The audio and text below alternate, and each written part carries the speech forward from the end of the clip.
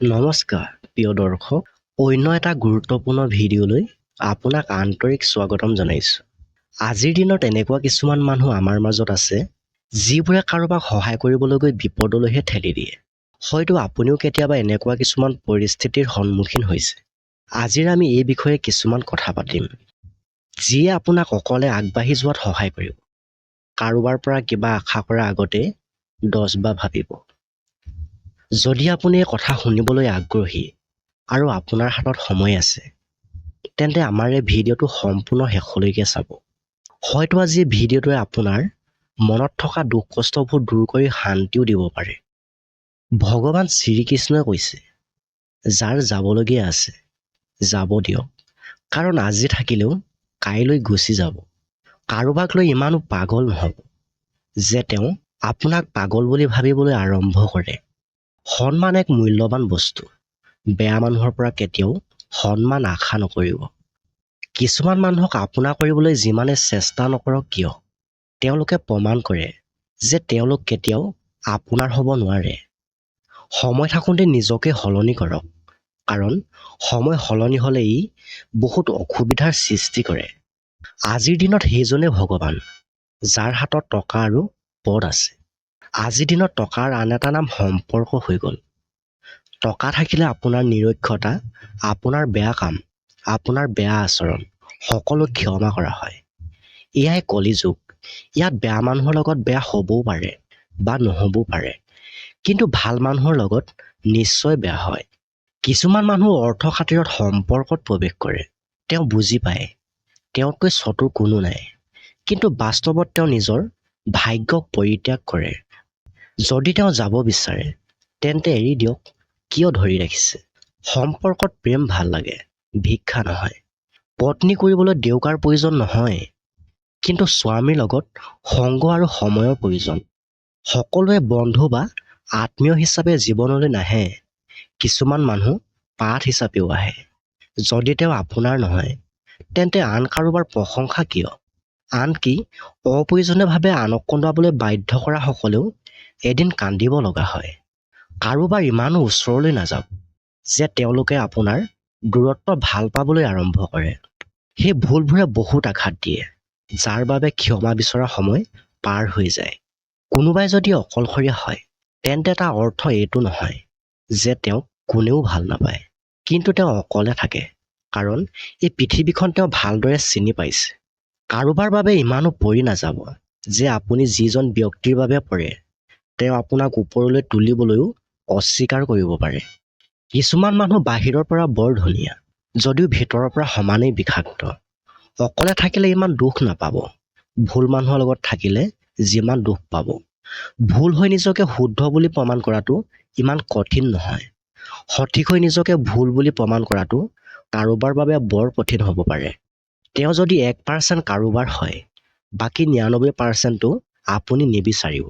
কিছুমান মানুহে ইমান নিৰ্দোষীৰ দৰে কথা কয়, যেন আমি তেওঁলোকৰ অন্ধকাৰ কৰ্মৰ প্ৰতি একোৱেই নাজানো। কোনোবাই সঁচা কথা কৈছিল, যিসকল মানুহৰ প্ৰতি আপুনি সদায় আছিল, তেওঁলোকে কেতিয়াও আপোনাৰ মূল্য বুজিব পৰা নাছিল। উজুতি খোৱাটো এনেকুৱা নহয় যে মানুহজন পৰি যাব। উজুতি খোৱাটো এনেকুৱা হয়, যাতে এজন ব্যক্তিয়ে নিজকে নিয়ন্ত্ৰণ কৰিব পাৰে। বেছি পোনপটীয়া হোৱাটো ভাল কথা নহয়, কাৰণ পোন গছ প্ৰথমেই কাটি দিয়া হয়, আনহাতে বেকা গছবোৰো থাকি যায়। অত্যাধিক আশাই আপোনাৰ জীৱনত কাৰোবাক সদায় আঘাত দিয়ে।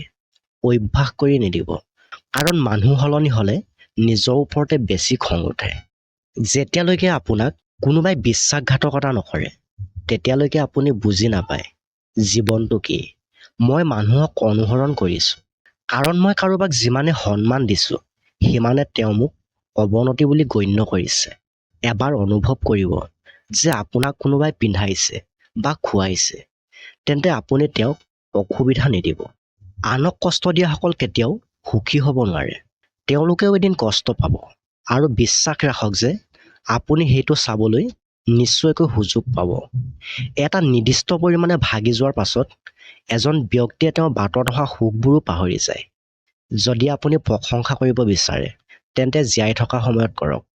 আনকি ঘৃণা কৰা সকলেও মৃত্যুৰ দিনা কান্দি উঠে। যদি আপুনি সকলো দেখিও মনে মনে থাকে, আপুনি ভাল মানুহ। যদি কিবা ভুল দেখি মাত মাতে, আপোনাতকৈ বেয়া কোনোৱেই নাই। এইখিনিতে আপোনালৈ এটি সৰু অনুৰোধ কৰিছোঁ। যদি এইখিনিলৈকে আপুনি আমাৰ এই ভিডিঅ'টো চাই আছে, তেনেহ'লে ভিডিঅ'টো এটা লাইক কৰি দিয়ক। লগতে আমাৰ এই চেনেলটো ছাবস্ক্ৰাইব কৰি বেল আইকনটো অল কৰি দিয়ক। গীতাত ভগৱান শ্ৰীকৃষ্ণই কৈছে, প্ৰতিটো সম্পৰ্ক বেলেগ বেলেগ, কিন্তু যেতিয়া আত্মসন্মানৰ কথা আহে, সম্পৰ্ক শেষ কৰাই ভাল।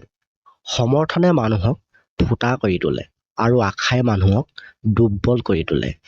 গতিকে নিজৰ শক্তি বলত জীয়াই থাকিবলৈ আৰম্ভ কৰক, কাৰণ আপোনাৰ তুলনাত ভাল সংগ বা যন্ত্ৰণা কোনেও ল'ব নোৱাৰে।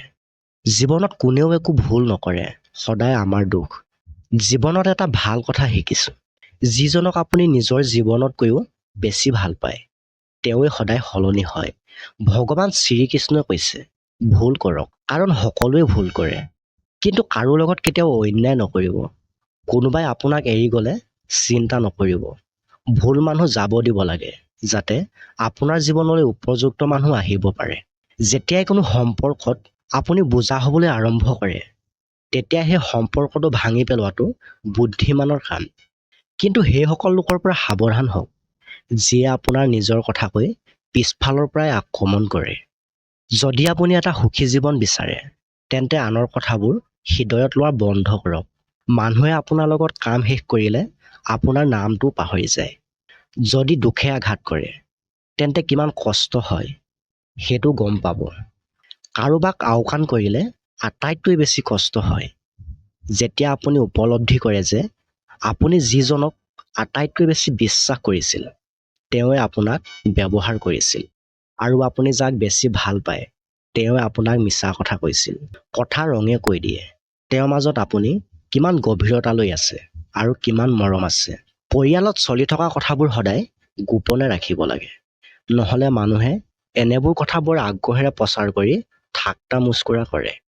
লাগিলে তেওঁলোকৰ নিজৰ ঘৰত যিমানে কাজিয়া চলি নাথাকক কিয়, মাত্ৰ এটা ভুল, কাৰণ তেতিয়াই মানুহে পাহৰি যাব আপুনি আগতে কিমান ভাল আছিল।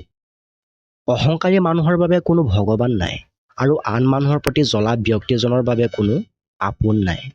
যাৰ লগত আপোনাৰ ভুল বুজাবুজি আছে, তেওঁৰ লগতহে কথা পাতক।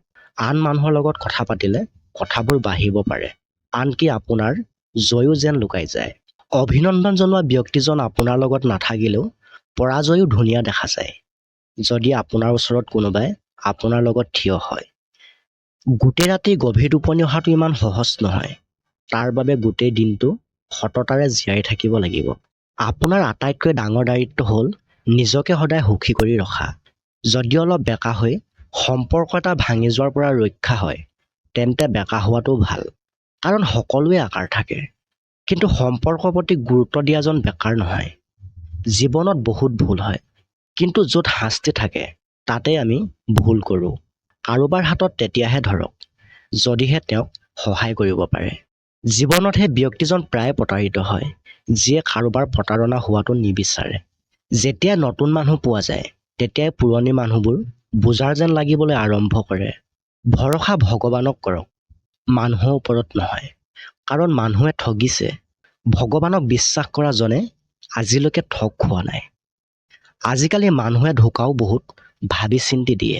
মৰম আপোনাক কৰিছে, কিন্তু তেওঁ মন আৰু হৃদয় আন ঠাইত পৰি আছে। এতিয়া সেই মানুহবোৰক লৈ মোৰ বৰ ভয় লাগে, যিসকলে কয়, অনুগ্ৰহ কৰি মোক বিশ্বাস কৰা, প্ৰতিটো দুখত মই তোমাৰ লগত আছোঁ। যদি শৰীৰত ঘা দিয়ে তেন্তে ঠিক হ'ব, কিন্তু আত্মসন্মানৰ যিকোনো ক্ষতি একেবাৰে সহ্য কৰিব নোৱাৰি। যদি আপুনি মুকলিকৈ জীয়াই থাকিব বিচাৰে, কেতিয়াও কাকো আঘাত নকৰিব, কাকো মনত পেলাবলৈ জোৰ নকৰিব। কিছুদিন মনে মনে থাকক আৰু চাওক আপোনাৰ জীৱনত আপুনি কিমান গুৰুত্বপূৰ্ণ। যদি আপুনি কাৰোবাক আঘাত দিয়ে আৰু তেওঁ নিমাত হৈ পৰে, তেন্তে বুজিব যে তেওঁ আপোনাক নিজতকৈও বেছি ভাল পায়। আনৰ ৰাজপ্ৰসাদৰ দাস হোৱাতকৈ নিজৰ জুপুৰি শাসন কৰাই ভাল। প্ৰশংসাত পিছলি নাযাব, কেতিয়াও নিজৰ ওপৰত খং নকৰিব, আৰু কাৰোবাৰ মিঠা কথাত কেতিয়াও ভুল নাযাব। অকলে থকাটো ভাল, ভাগ্য আৰু মানুহৰ ওপৰত কোনো বিশ্বাস নকৰিব। এই দুয়োটাই যিকোনো সময়ত সলনি হ'ব পাৰে। কোমল হৃদয়ৰ মানুহ সহজে কান্দে, সহজে খং উঠে, আৰু তেওঁলোক সোনকালে একমত হয়। আশা কৰাটো ভুল নহয়, কিন্তু আমি কৰা ভুলটো হ'ল ভুল মানুহৰ পৰা আমি আশা কৰোঁ। শব্দৰ নিজস্ব সোৱাদ থাকে।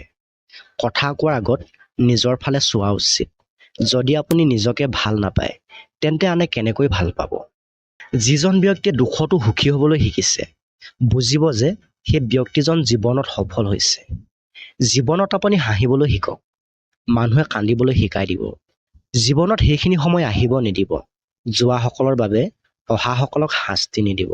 আপুনি যাক সম্পূৰ্ণ হৃদয়েৰে সহায় কৰে তেওঁৱে আপোনাক পিছফালৰ পৰাই আক্ৰমণ কৰে। যদি কোনো স্বাৰ্থ নাথাকে তেন্তে মানুহে কথা কোৱা বন্ধ কৰে, আনকি চাবলৈও এৰি দিয়ে। অৰ্থ নোহোৱাকৈ কোনেও আপোনাক সন্মান নকৰে। গতিকে নিজকে ইমানখিনি সফল কৰক যে মানুহে আপোনাক বিনা কাৰণত সন্মান কৰে। হৃদয়ৰ সমাৱেশ প্ৰায় এগছি চাকিৰ দৰে।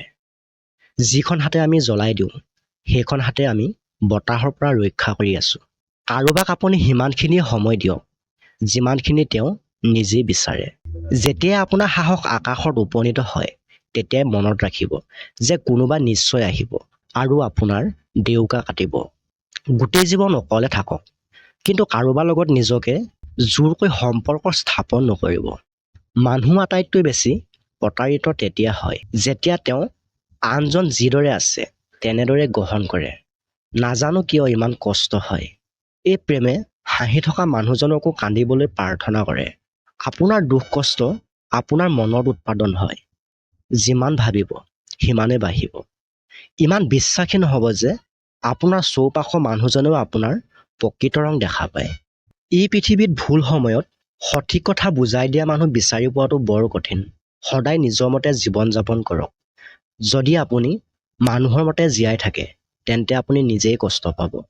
বিশ্বাস এনেকুৱা এটা কথা যিটো ভাঙিলে কোনো শব্দ নাই, যদিও তাৰ প্ৰতিধ্বনি গোটেই জীৱন শুনা হয়।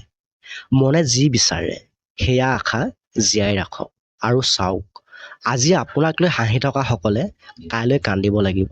কিন্তু তেতিয়ালৈকে আপোনাৰ জীৱনত একো সলনি নহ'ব যদিহে আপুনি নিজকে সলনি নকৰে। যদি আপুনি কাৰোবাৰ বাবে ভাল কাম কৰি আছে তেন্তে আপোনাৰ বাবেও ক'ৰবাত ভাল কিবা এটা হৈ আছে। প্ৰিয় দৰ্শক, আজিলৈ ভিডিঅ'টো ইমানেই আছিল। যদি আপুনি আমাৰ এই ভিডিঅ'টোৰ সৈতে একমত তেনেহ'লে ভিডিঅ'টো এটা লাইক কৰি আন এজনকো শ্বেয়াৰ কৰি দিয়ক। জয় শ্ৰীকৃষ্ণ।